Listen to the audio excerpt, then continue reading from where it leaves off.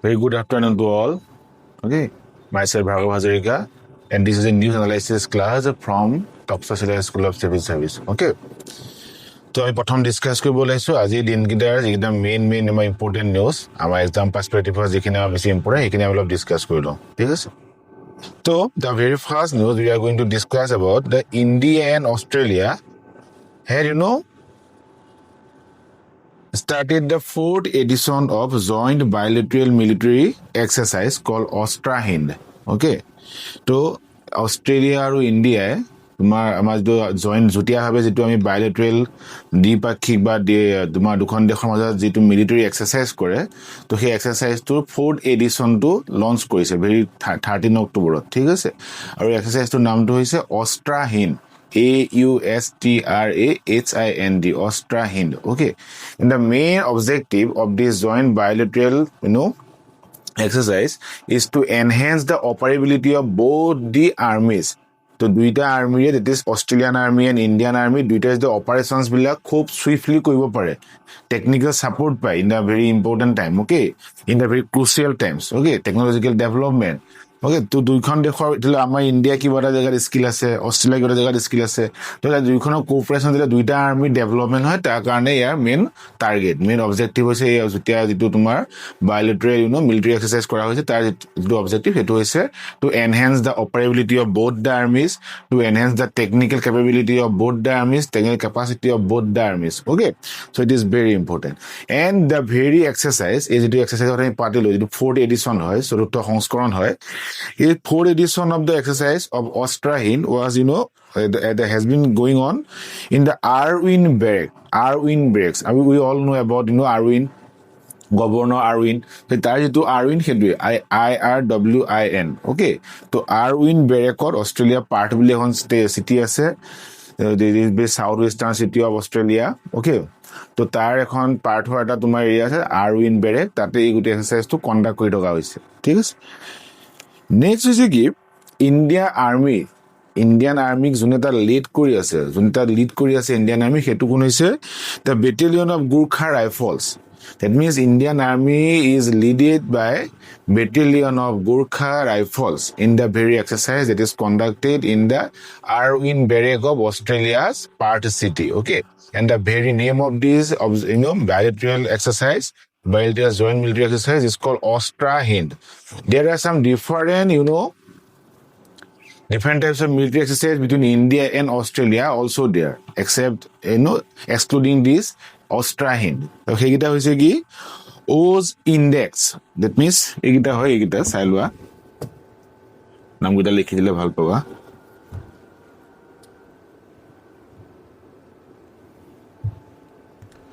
যেটো এটা হৈ আছে in the very Arwin barrack hetu naam hoise Ostra Hind okay so etu code hoye ase this very exercise is going on in Arwin barrack of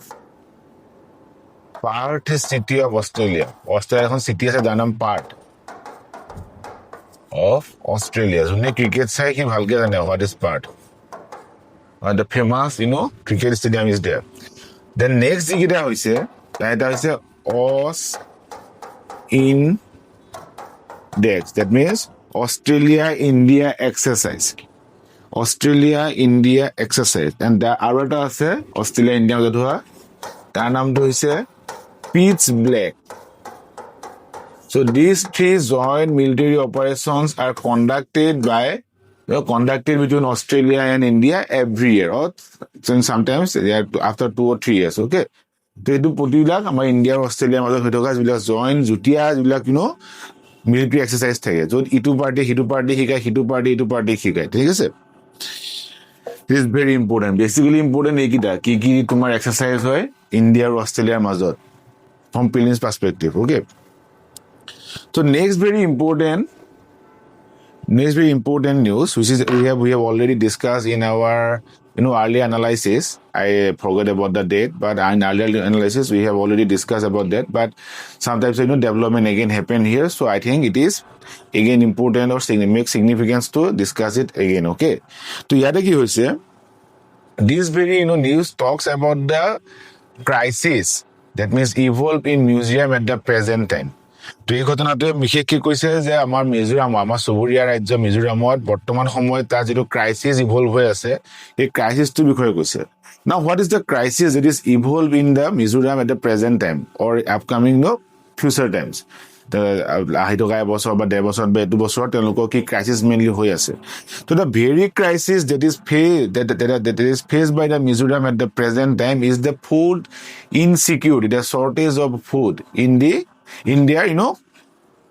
state because of the less production than the demand. ঠিক আছে তো যিমান demand আছে তাতকৈ কম production হোৱাৰ কাৰণে মিজোৰামৰ যিটো ষ্টেট আছে সেই ষ্টেটটোত ফুড শ্বৰ্টেজ বা ফুড স্কাৰচিটি খাদ্য মানে সমস্যা খাদ্য নাটনি এটা নিচিনা এটা অৱস্থা ইভলভ হৈছে তেনেকুৱা এটা চিটুৱেশ্যনৰ ইভলভ হৈছে না what is the very reason to behind this food shortage or food scarcity এই যিটো আমাৰ খাদ্য নাটনি হৈছে বা খাদ্য কমিছে জোখত যিমান লাগে তাতকৈ আমি পোৱা নাই সিমানখিনি তো তাৰ মেইন কজটো কি কিহৰ কাৰণে হৈছে তো the very cause of these food shortage is the abundant increase of population of rat in Mizoram. To Mizoramot এটা unscientific but এটা abundant type of exponential growth হৈছে কিহৰ নিগুনিৰ এক্সপনেনচিয়েল গ্ৰোথ হোৱাৰ কাৰণে তাত সেই খাদ্য সংকটটো দেখা দিছে এটা কথাটো হ'ল যে why the exponential types of the growth of rodent or the rat has it happened in the Mizoram তো তাতে কি হৈছে তাতে এটা বেম্বু আছে আৰু বেম্বুটোৰ নাম হৈছে বেম্বুচা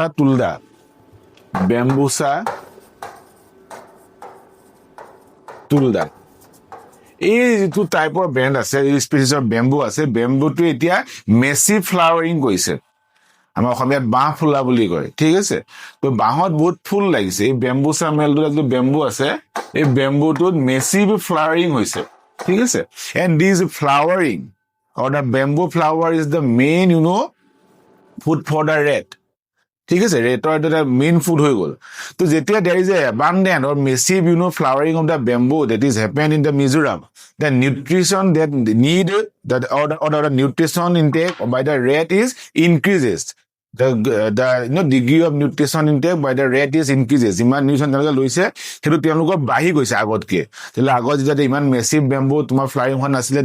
নিগনিখনে যিটো নিউট্ৰিশন পাইছিলে তেওঁলোকে খোৱাৰ কাৰণে সেইটো যিমানখিনি আছিলে তাতকে তেওঁলোকে বেছি পাই গৈছে and when the nutrition intake by this rat is increases their fertility is also increases তেওঁলোকৰ যিটো প্ৰজনন কৰিব ক্ষমতা সেইটো বাঢ়ি গৈছে তো when the fertility increases the population always in the inclined side ঠিক আছে তো যেতিয়া পপুলেশ্যনটো বাঢ়ি গ'ল যেতিয়া পপুলেশ্যনটো বাঢ়ি গৈছে বাঢ়ি যোৱাৰ লগে লগে কি হৈছে after some time the rat population বাঢ়ি গ'ল because of the nutrient intake by this rat is increases and which increases their fertility so তেওঁলোকৰ fertility বঢ়াই দিলে না হৈ গ'ল but these very bamboo flowering massive bamboo flowering is only present for 1 and 2 years ঠিক আছে তো এই যেটো বেম্বু ফ্লাইং যেটো বহুত বেছি বেম্বু ফ্লাইং হৈছে সেইটো কেৱল এবছৰ বা 2 বছৰ কাৰণে থাকিব তাৰপিছত আকৌ অটোমেটিক্যালি আগৰ নিচিনা যেটো জেনেৰেল যেটো হয় সেইটো গুচি আহিব নৰ্মেলি গুচি আহিব ঠিক আছে তো এতিয়াটো যে নৰ্মেলি গুচি আহিলে when the bamboo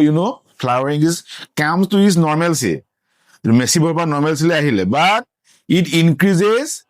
the population of rat when it is growing in a massive state যেনেকৈ বহুত বেছি বাঢ়িছে তেনেকৈ বহুত বেছি ৰেট তোমাৰ পপুলেশ্যন বঢ়াইলে ৰেটৰ ৰোডেণ্ট হয় না এতিয়া কি হৈ গ'ল যেতিয়া তেওঁলোকৰ বেম্বু ফ্লাইংটো কমি গ'ল যে দিছ মেচিভ ৰেট পপুলেশ্যন যিটো বহুত বেছি জনসংখ্যা হৈ গ'ল ৰেটৰ মানে নিগনিৰ তেওঁলোকক এতিয়া খাদ্য লাগিব they need food now because the main food for them like the bamboo flower is now in a come back to normalcy যিমানখিনি তেওঁলোকক দাগে কাটে তেওঁলোকক নৰ্মেলত আহি গ'ল কমি গ'ল তো যিখিনি extra amount of food they now need they gather this food by cutting or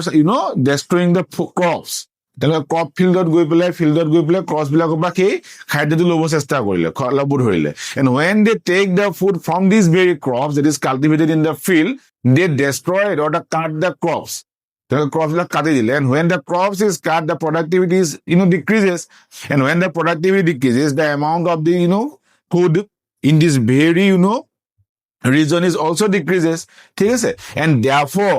due to the abundant increase of the rat population in Mizoram as there is a massive growth of bamboo flower okay it creates a food scarcity of food shortage in this very region. ঠিক আছে? তো মিজোরামত এনেকা দুটা event হয়,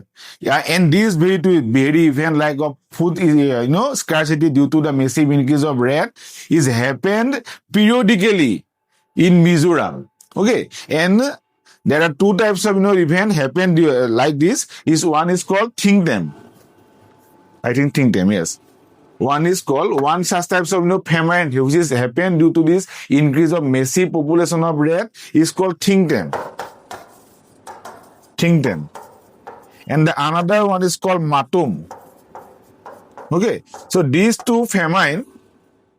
happen periodically after a certain period of time, happen periodically in Mizoram due to the massive increase of rat population as the bamboo flower or bamboo flowering is become massive at a particular time. ঠিক আছে? তো এতিয়া যেটো event হৈ আছে, এতিয়া যেটো কাৰণে আমি ফুড আমি ডিসকাস কৰি আছো, ফুড স্কাৰচিটি হোৱাৰ সম্ভাৱনা বহুত বেছি আছে, হায়াৰ পসিবিলিটি আছে ফুড স্কাৰচিটি হোৱা, সেইটো হৈছে থিংক টেম. ঠিক আছে? So this is very important for our film perspective, that what is the what are the two famine which is caused by the massive increase of flower of bamboo. Okay, in Mizoram, one is called Thingtem, another one is called Matum, and the Thingtem is very related to the massive increase of flowering of Bambusa tulda. Bambusa tulda বুলি যিটো bamboo species আছে বা types আছে, তাৰ যেতিয়া massive increase হ'ব flowering of, তেতিয়া Thingtem হয়. ঠিক আছে? And on the other side,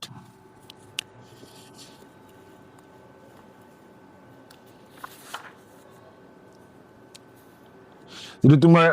মাতুম আছে, মাতুমটো কেতিয়া হ'ব? মেলোকেনা বেচিফেৰা বুলি এটা বেম্বু সাইজ আছে, এটা বেম্বু স্পেচিছ আছে মেলোকেনা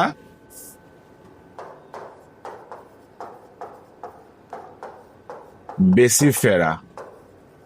ওকে, তো এই টাইপৰ যিটো বেম্বু আছে, এইটো স্পেচিয়েল বেম্বু আছে, যেতিয়া ইয়াত মেচিভ ইনক্ৰিজ হ'ব তেতিয়া এইটো মাতুম হ'ব. কিন্তু দুইটাই মেইন বস্তুটো একেই, দুইটাই ৰেট অফ পপুলেশ্যনে বঢ়াই পেলাই কৰিব, খালি কোনটো বেম্বু স্পেচিয়েল আছে সেইটোৰ ওপৰত ডিপেণ্ড কৰি পেলাই ইহঁত দুটাৰ ভাগকেইটা কৰা হৈছে. Therefore it is important for the prelims in this year. Okay,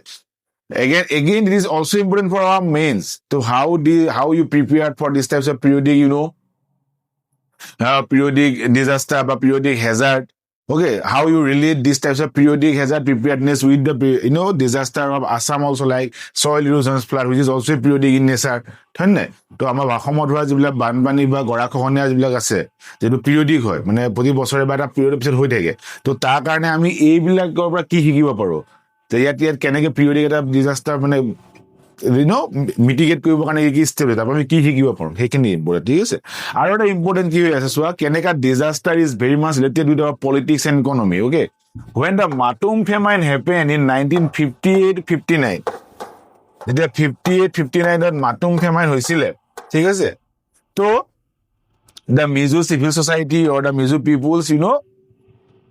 seek help from the center and the Assam government, because at that time in 1958-59 Mizoram is a very part of the Assam state. ঠিক আছে? Mizoram state বনা নাছিলে,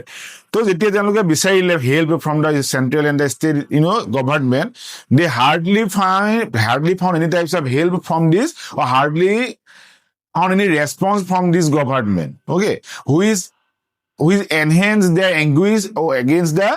central government and the state government also. Okay, state government means Assam government that time. ঠিক আছে? আৰু লগে লগে তাত এটা তোমাৰ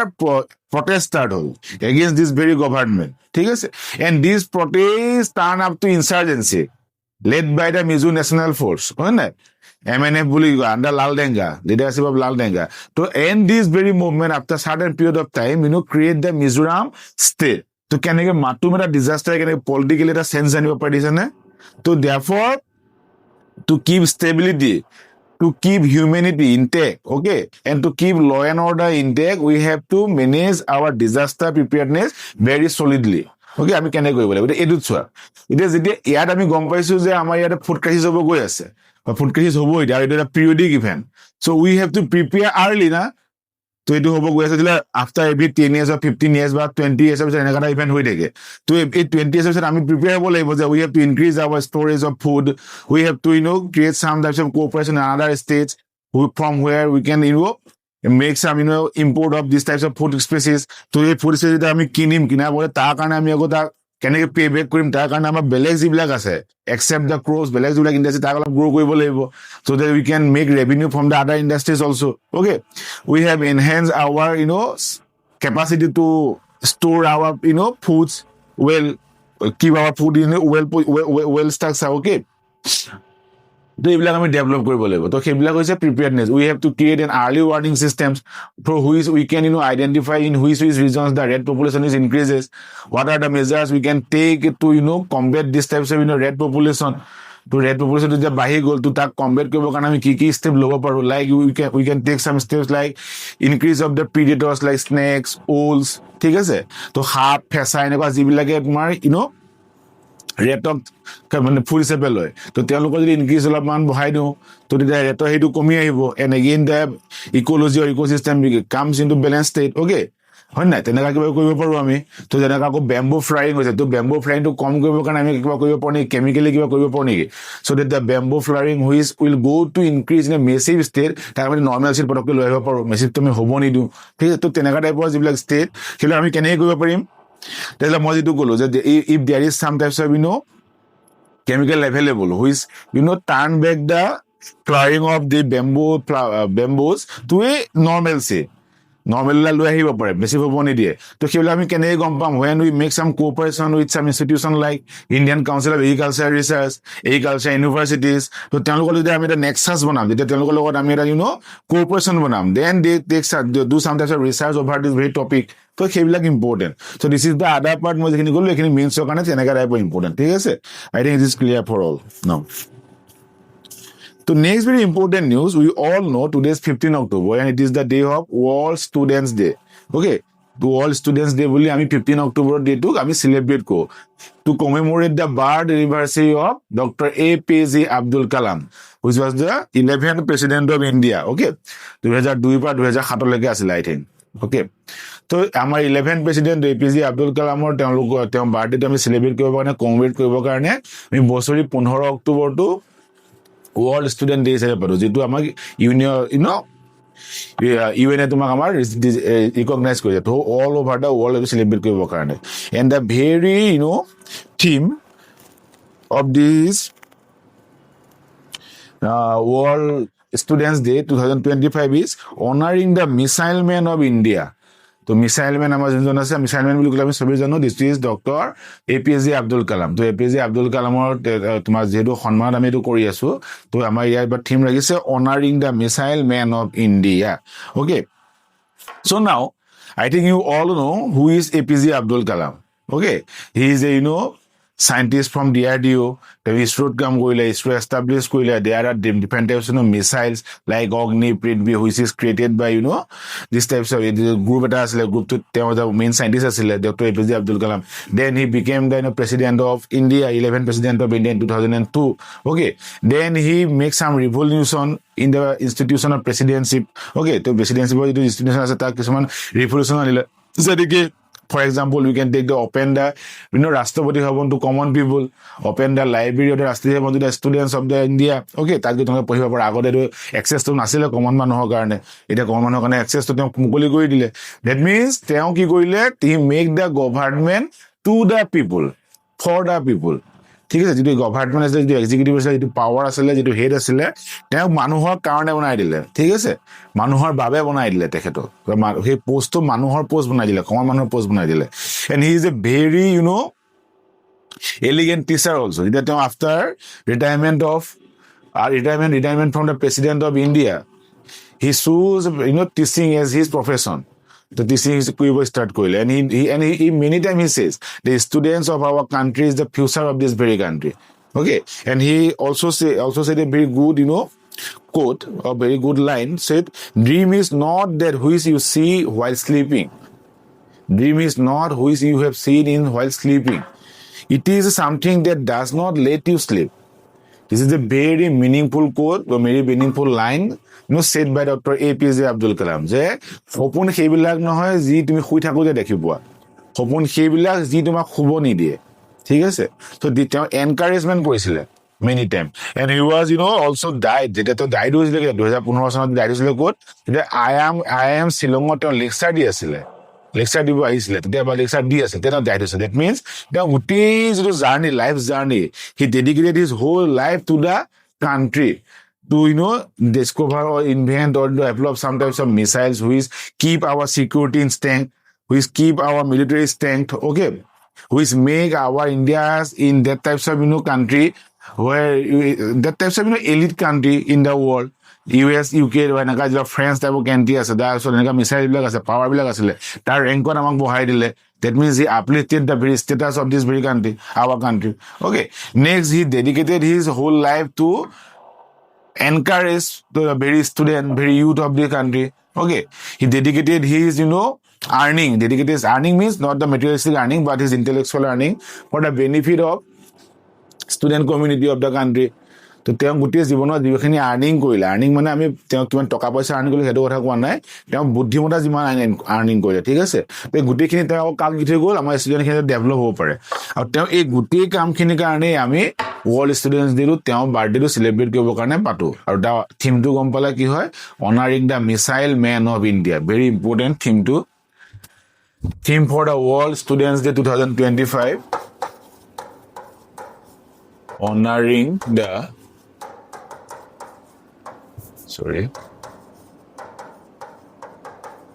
missile man of India. Okay, so this is the theme of World Students Day 2025. Okay, so next very important news from the economic perspective. Okay, that now Google has announced to invest almost $15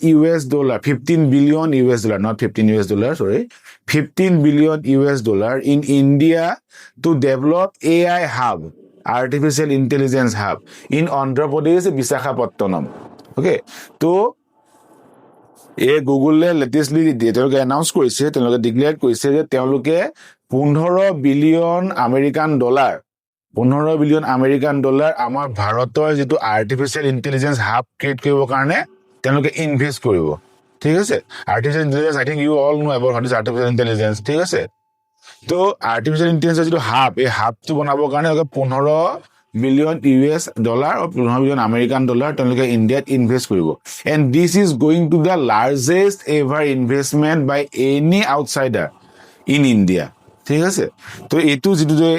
announce কৰিছে গুগলে সেইটো আমাৰ ইন্ডিয়াত হবলগীয়া আটাইতকৈ বেছি বাহিৰৰ মানুহে কৰা ইনভেষ্টমেন্ট হ'ব $15 billion US dollar keep it remember okay AI কাৰণে now এবাৰ তোমালোকে যদি কোৱেশ্চন পেপাৰখিনি চাইছা this year 2025 যদি মেইন সৰি কোৱেশ্চন আছে কোৱেশ্চন পেপাৰখিনি চাইছা এনালাইজ কৰিছা তাত এছে খন্তে আছে AI কথা বাকিটো মই নকওঁৱে এছে আহিছে over AI to how influence AI at the present time to everything, not only the human being, not only the sometimes machines or industry, in every sector of our life, every sector of our development is now influenced by the AI. And to extract the market or to position themselves as a market leader, therefore Google going to invest $15 billion US dollar in India because at the present time almost 1 billion internet user present in India 1 billion internet user present at the present time in India okay and in this very investment এই তেওঁলোকৰ যেটো বিনিয়োগ কৰিব গৈ আছে বা announce কৰিছে গুগলে তাত তেওঁলোকক সহায় কোনে কৰিব আদানি গ্ৰুপে তেওঁলোকক সহায় কৰিব there is a party of this very investment and the Bharati Airtel the second largest telecom company of India Bharati Airtel and the Adani group তেওঁলোকক ইয়াত সহায় কৰিব যাব ঠিক আছে তো Google Adani group and Bharti Airtel তিনটা পাৰ্টি মিলি পেলাই এই ইনভেষ্টমেন্টটো কৰিব আৰু তাৰ লাৰ্জাৰ চাংটো বা গুগলে কৰিব ঠিক আছে তো কিহৰ কাৰণে ইনভেষ্টমেন্ট কৰিব to build AI infrastructure hub in Andhra Pradesh okay which will include 1 gigawatt scale data center 1 gigawatt scale data center okay now what is data center you all know jo data bilak accumulate koribo server থাকিব chips থাকিব data bilak process hobo data center বুলি কয় তো 1 gigawatt মানে কি হৈছে এটো এটা ইউনিট data center আমি কিমান ডাঙৰ কিমান সৰু জুখা আৰু হেতু জুখে বেসিক্যালি যে কিমান ইলেক্ট্ৰিসিটি বা এনাৰ্জি কনজিউম কৰি আছে if there is 1 gigawatt scale data center that means these data center consume 1 gigawatt electricity annually okay তো বছৰত 1 gigawatt data center মানে electricity consume কৰিছে যিমান electricity consume কৰে not only electricity but any energy তো যাক ই ফুয়েল কৰি আছে যোনে ইয়াক ফুয়েল দি আছে ঠিক আছে তো কিমান এনাৰ্জি এটা টাইমত বা এটা কনজিউম কৰিছে তাৰ ওপৰত ডিপেণ্ড কৰে ডাটা চেণ্টাৰৰ আমি ইউনিটটো উলিয়াওঁ 1 গিগাৱাট সেইটো কয় ঠিক আছে তো কিন্তু ইয়াতে কি কৈছে in this very project the Adani গ্ৰুপৰ মেইন ইয়াত পাৰ্টনাৰশ্বিপটো হ'ব they will provide renewable energy two this very data centre Adani পাৱাৰে এই যিটো আমাৰ গ্ৰুপ আছে এই যিটো প্ৰজেক্ট আছে 15 বিলিয়ন US ডলাৰ প্ৰজেক্টটো তাৰ ৰিনিউৱেবল এনাৰ্জি তেওঁলোকে ছাপ্লাই কৰিব okay so this is going to be the largest largest ever private investment in India private investment এতিয়ালৈকে ইণ্ডিয়াত হ'বলগীয়া আটাইতকৈ ডাঙৰ ইনভেষ্টমেণ্ট হ'ব গৈ আছে and as per the report it will create almost 2,000 to 3,000 direct job permanent job direct permanent job okay and it also going to create 20,000 30,000 temporary job that is construction kiba road construction kiba tomar logistic teneka type of jimankhini ase thik ase so it is very important for our science and tech it is very important for our current affairs perspective it is very important for the economy of India also thik ase to economy of India it is very important also that at the present time kihor karone bahiro company bilak like the Google Amazon Inc Open AI okay Microsoft are very interested to invest in India what are the main issue the very first issue is the market size of India India jikhon market size ase India jikhon bazar ase ekhon bahut dangor moi logot koiswe je at the present time almost 1 billion internet users present in India bortoman homoy amar India pray 1 billion internet user আছে ঠিক আছে এটা কিমান ডাঙৰ এটা market for this all this IT companies ঠিক আছে number 1 number 2 হৈছে কি